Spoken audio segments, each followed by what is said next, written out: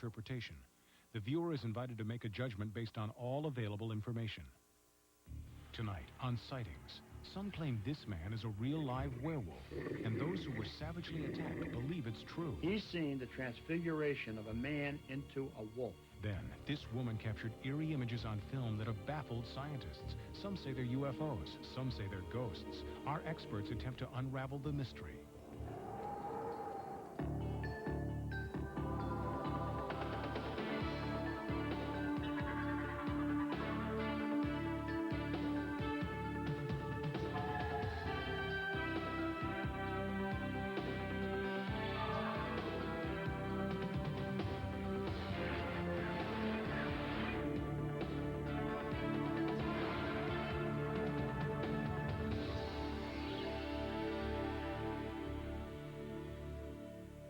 Welcome to Sightings. I'm Tim White. In a new investigation, we found that werewolves seem to be more than just fantasy. They could be victims of what's known as lycanthropy. Without warning, victims say that they're turned into raging animals. The cause? Well, some believe it's a mental illness. Others, that it's the result of demonic possession. Rational men who turn into irrational, salivating beasts may be Hollywood's version of a classic werewolf. But real werewolves aren't created by makeup artists. To outsiders, this small English town of Southend-on-Sea seems quiet, picturesque, even quaint. But there are secrets here, an evil that lies just beneath the surface. You can't see what invisible danger lurks here until Bill Ramsey tells you his story. The story began when I was 9 years old. It was a very warm summer's evening. Suddenly the air went very cold. There was a terrible stench in the air, and I just flew into the most horrendous rage that my mother and father came out to see what the hell was going on. And the fence post was 2 or 3 inches square. It was set into concrete in the ground. I pulled it out and smashed it on the floor till it broke. Well, I don't think I could do that now. My mother and father just couldn't make out why their little 9-year-old boy suddenly started to act virtually like an animal in the garden. Bill Ramsey thought it was an isolated childhood event. He grew up, married, had children. But then the violent episode from his childhood came back to haunt the adult. Strange animal behavior would overtake him, violence he couldn't control or explain. At first he could keep it secret, but then one day, Bill Ramsey bit someone in public, and the animal inside him wasn't a secret anymore. Soon after, Ramsey attacked a nurse at Southend Hospital.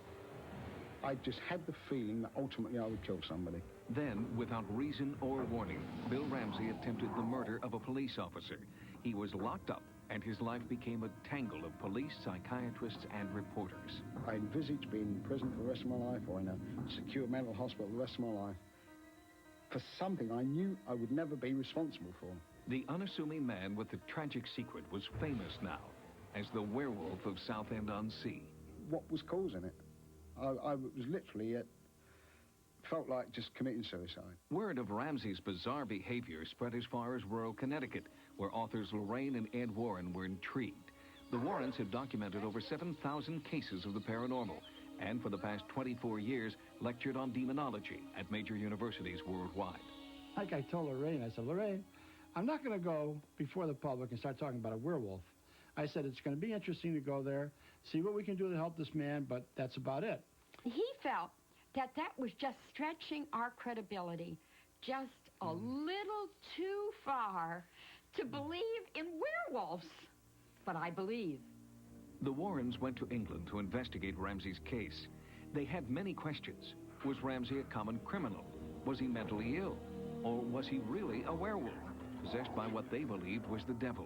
They spoke with Inspector Tony Belford, who was there the night Ramsey tried to murder a fellow officer. What I actually saw that night,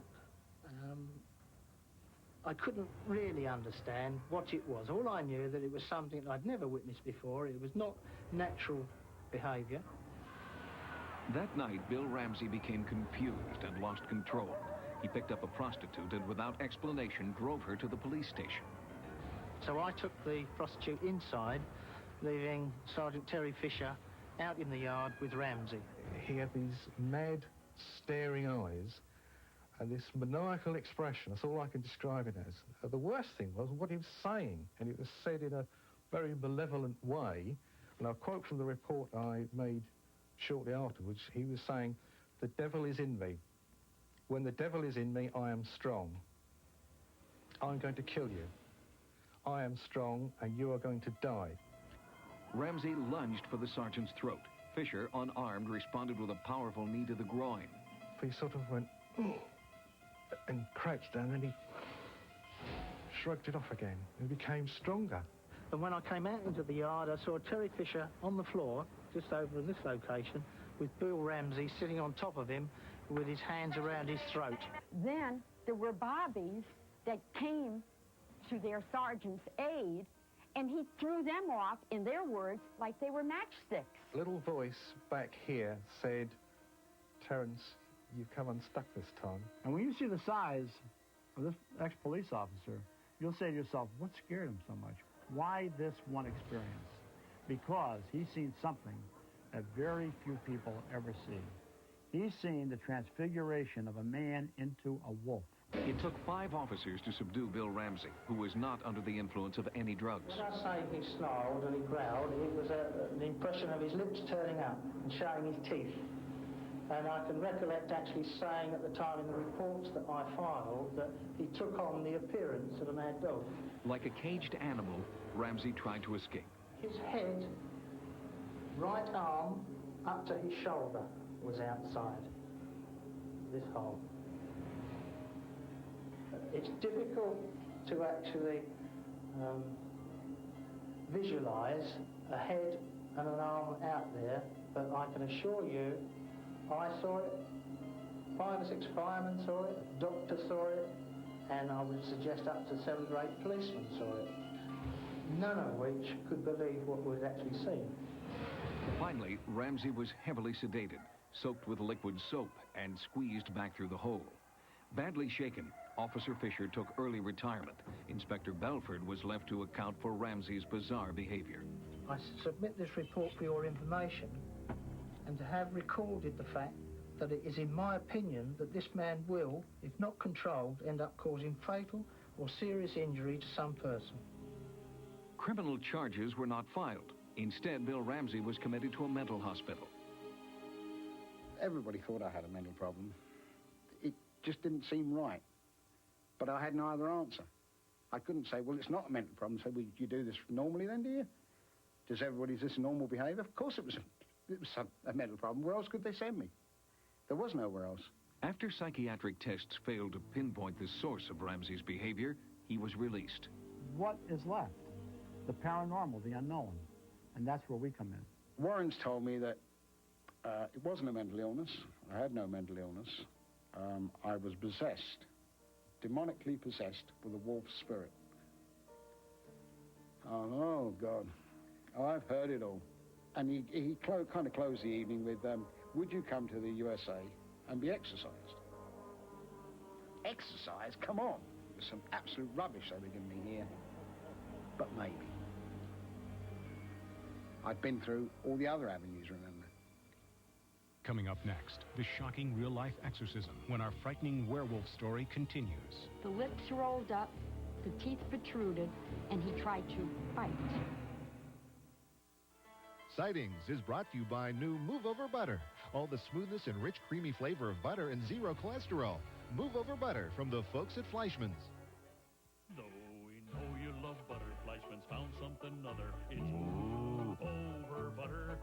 All the smoothness of butter with a rich, creamy flavor. New Move Over Butter. New Fleischmann's Move Over Butter. Forget about tug of war with your pantyhose. Nothing's more fitting than Legs Classics. Basically, I thought all toothpaste were the same.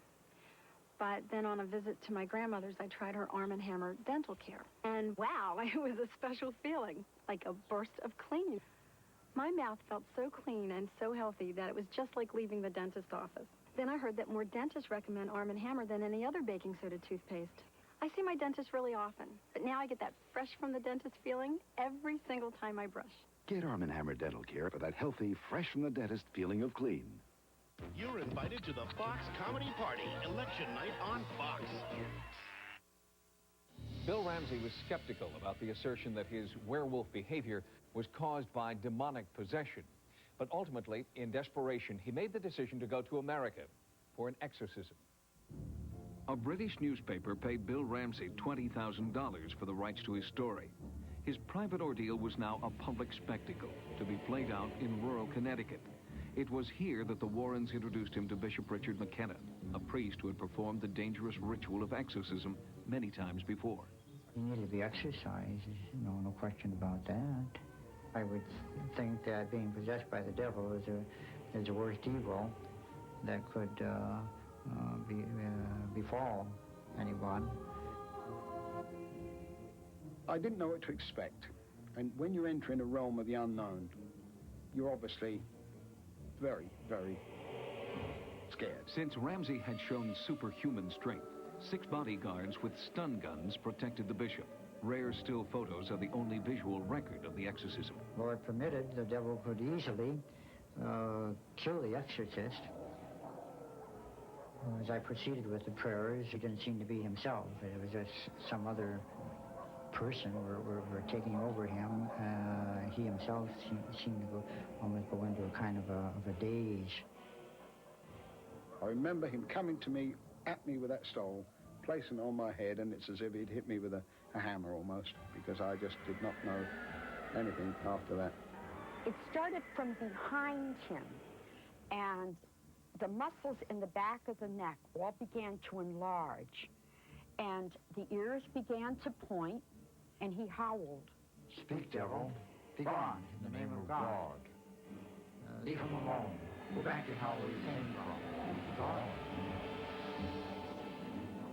Then the hands clawed in such a manner that no human hand could claw like that. He had begun to make the signs of the cross on his forehead and on his breast, and then he would violently react and snap a hand at me, and he snarled like an animal. The lips rolled up, the teeth protruded, and he tried to fight. How many of you are ready to come for what keeps you here? Be gone, Satan. Leave him alone.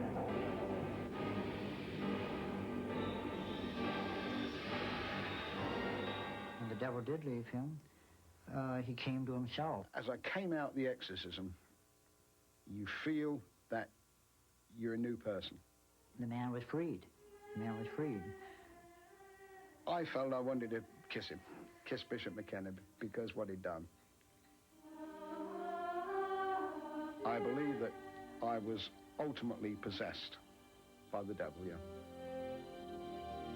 Was Bill Ramsey mentally ill or the victim of demonic possession? No one knows for sure, but one thing is clear. What the police, psychiatrists, and his family couldn't help, the exorcism did. Ramsey returned home to England, and in the 3 years since his exorcism, Bill Ramsey has not had a single violent episode. Coming up next, this woman captured eerie images on film that have baffled scientists. Some say they're UFOs, some say they're ghosts. Our experts attempt to unravel the mystery. Since I graduated, I've done telemarketing, I was a bicycle messenger. I hope in the future to get a job in my field, and from there start my own life, but there are no jobs. And there's yogurt here. I feel trapped having to live at home. The Republicans really do not know what the average American is going through. The Democratic plan is the plan that makes the most sense. I really believe that the Democrats would bring a lot of hope and enthusiasm to this country.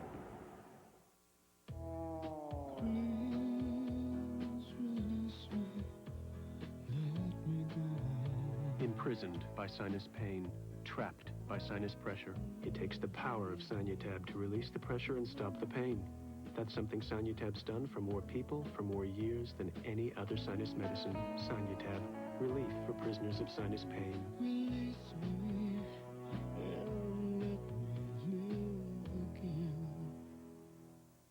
The folks in Lake Edna want to know the secret of new improved KFC Extra Tasty Crispy.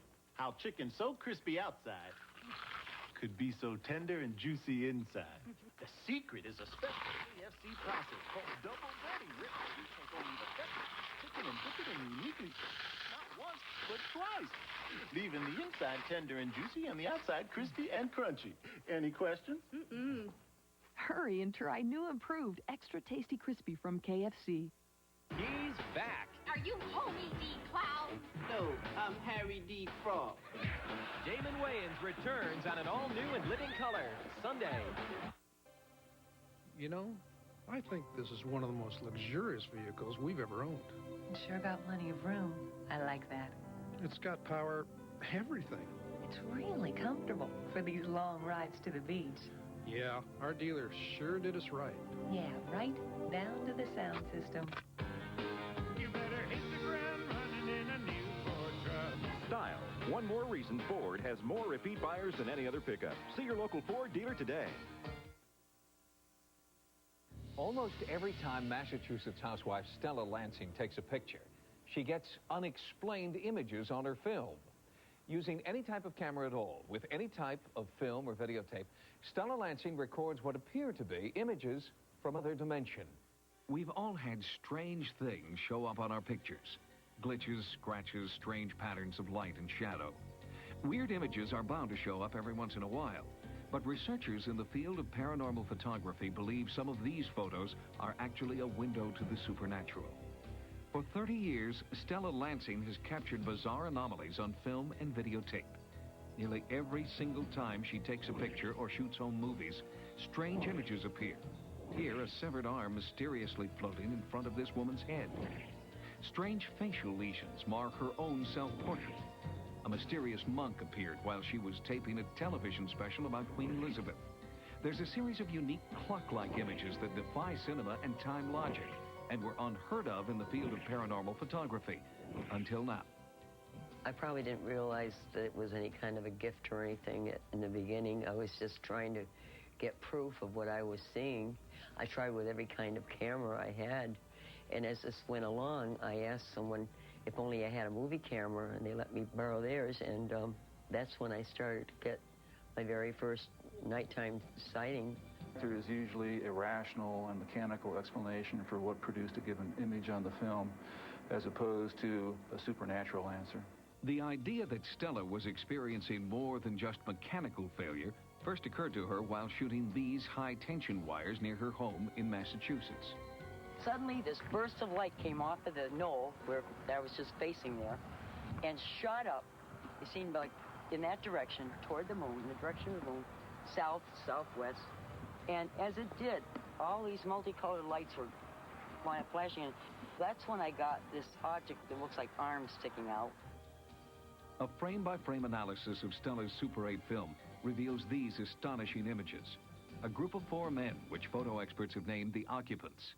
In the 20 years since this Super 8 image was captured, photo analysts have debated its authenticity. I took the footage of the occupants to the Brooks Institute, the prestigious photography study center in Santa Barbara, California. What could affect a photographic negative like that? A stray light entering from a small hole near the camera lens, possibly some kind of after effect when the film was taken out of the camera, some kind of a very fine, hard, and short light strike that produced those patterns. 8mm motion pictures is so small, frame by frame, that it's virtually impossible to fake them without a sophisticated laboratory and animators. You'd have to run a Walt Disney studio to do it. A person like Stella Lansing could not do it. Even more mysterious than Stella's Super 8 image of the occupants is what happens when the film is transferred to videotape. Then, unidentified voices suddenly appear.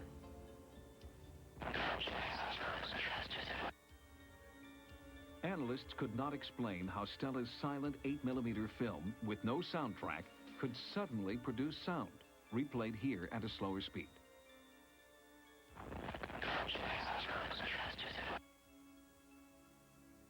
With no technical knowledge of photography herself, Stella searched for someone who could explain the images in her photos.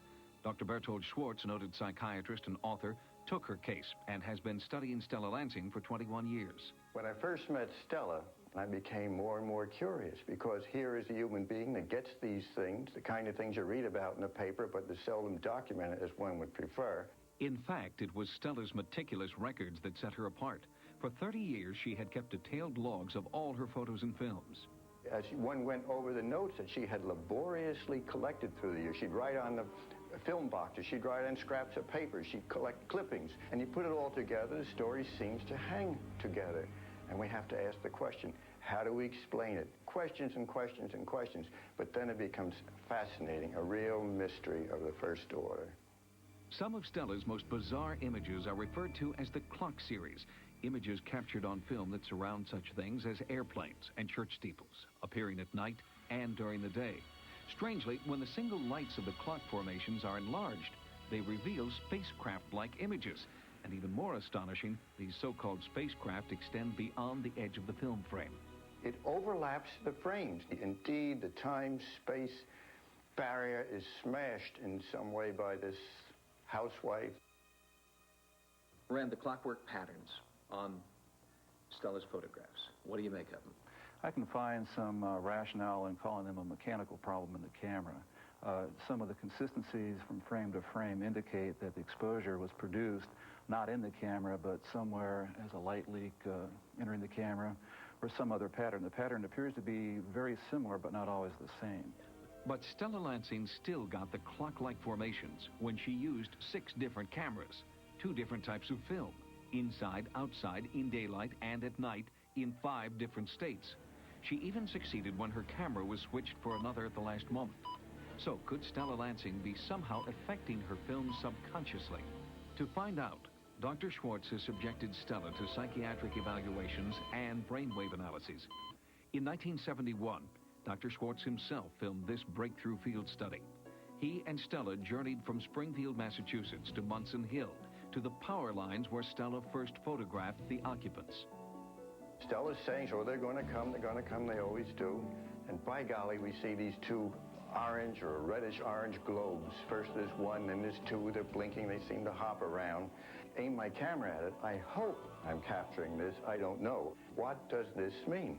This causes me to believe that either there's some type of mind projection, either she's somehow projecting these images onto the film from her imagination, from her own mind, or that another theory, which is certainly not provable, not by me anyway, could things exist in another dimension, in a borderline way where they flicker in and out of our dimension? 21 years later, we accompanied Stella to Munson Hill, the site of her original photo expedition. We wanted to see if Stella would get the same paranormal images under our own controlled conditions. There's some kind of interaction here. Whatever it is, I don't know what it is, but for some reason, it's just like when I'm driving, I seem to know where to look.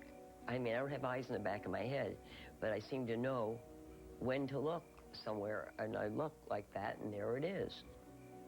Stella also took still photos of our Sightings producer and camera crew, and surprising results occurred at the Palmer Photo Lab, where Stella's film was developed. The first thing their technician ruled out was light flare. This is what's interesting right here. This seems to have solidity to it here. It's almost an oval shape. And right here also has the same thing.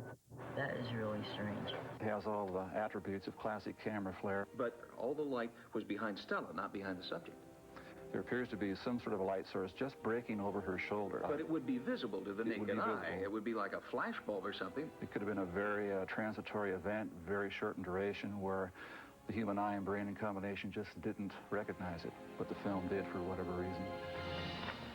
I believe in what I'm doing, and I know there's something out there, and nobody can tell me it isn't. Debate continues on what is actually appearing in Stella's films. We'll keep you updated on the results of future investigations. With the study of paranormal phenomena in its infancy, we may never know for sure what's really appearing in Stella Lansing's films. Are the images ghosts, UFOs, or some unexplained byproduct of Stella's own mind? Coming up, an exclusive Sightings update when we revisit a Texas family threatened by a sinister apparition.